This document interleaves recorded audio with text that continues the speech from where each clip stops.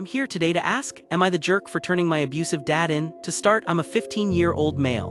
My father, who we'll call Kurt for this story, is 35 and has treated me poorly.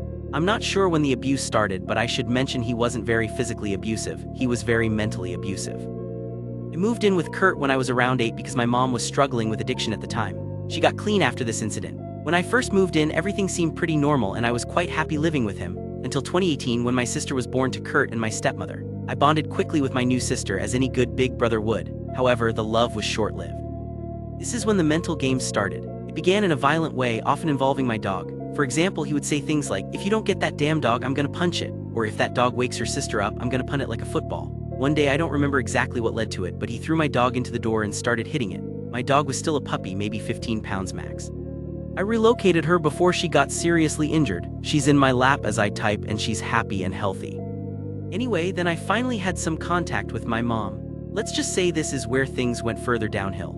The big way he would control me was by saying things like, "Boy, I swear if you don't stop talking, I'll never let you talk to your mom ever again," or "If you don't quit, you might as well tell your mom bye-bye."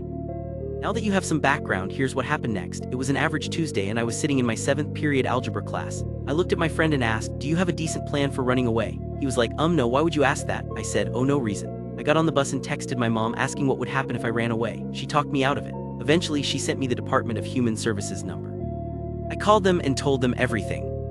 To avoid tension, I walked in like it was a normal day and asked him about work, just making small talk.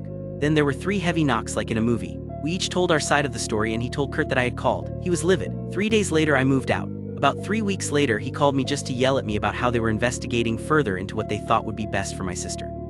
But nonetheless, what do you think? Am I the jerk for turning in my abusive father?